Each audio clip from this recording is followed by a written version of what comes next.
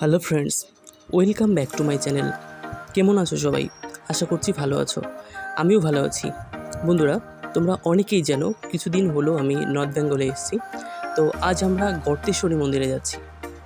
দেবীর 51 পীঠের মধ্যে এটা একটা অন্যতম পীঠ। এতে একটি সতীপীঠ। এখানে দেবীর বাম পা পতিত হয়েছিল। এই পীঠের অধিষ্ঠাত্রী দেবীর নাম ভ্রামরী। এটি উত্তরবঙ্গের একমাত্র সতীপীঠ, যার নাম শ্রীসোতা মহাপীঠ। এটি পশ্চিমবঙ্গের জলপাইগুড়ি জেলার সাউথ বেরিবাড়ি থানার অন্তর্গত বাংলাদেশ সীমান্তবর্তী এলাকা সাতকুড়া গ্রামের অবস্থিত। দেখো বন্ধুরা, এটা হচ্ছে মূল মন্দির, গর্তেশ্বরী মন্দির, আর পাশেটা রয়েছে গর্বেশ্বরী মন্দির। আমরা যে টাইমে এসেছিলাম বন্ধুরা, দেখো এই টাইমে মন্দিরটা বন্ধ ছিল। অবশ্য এই মন্দিরে আরও আগে কয়েকবার এসেছি পুজো দিতে। তো প্রচুর ভক্তের সমাগম হয় বন্ধুরা এখানে। কে কে এসছো এই মন্দিরে পুজো দিতে অবশ্যই কমেন্টে জানিও। গর্বেশ্বরী মন্দিরের ঠিক পাশেই রয়েছে গর্তেশ্বরী মন্দির। তো দেখো, যেটুকু পেরেছি তুলে ধরলাম তোমাদের সামনে। এই টাইমে মন্দিরটা বন্ধ ছিল বন্ধুরা। দেখো, ভিতরে কষ্টি পাথরের দেবীর পা রয়েছে, বাম পা।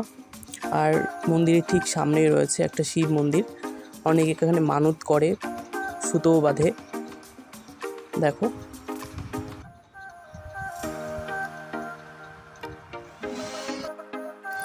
মন্দিরের পাশেই রয়েছে বিশাল বড় এক সরোবর, একটা পার্ক মতো। অনেকে এখানে ঘুরতে আসে, যার প্রবেশ মূল্য মাত্র 10 টাকা। তো দেখো কত সুন্দর।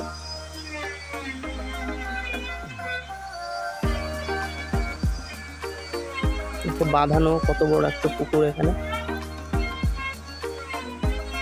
প্রচুর ঘুরেছিলাম বন্ধুরা, সারাদিন প্রচুর এনজয় করেছিলাম এখানে। অনেকটা সময় এখানে কাটিয়েছিলাম, বেশ কিছু ফটোশ্যুটও করেছিলাম। ফেসবুকে যে ফটোগুলো দেখতে পাচ্ছ এখানে, সেই ফটোগুলো এখান থেকেই তোলা। তো চলো ভেতরটা একটু ঘুরিয়ে দেখাই তোমাদের।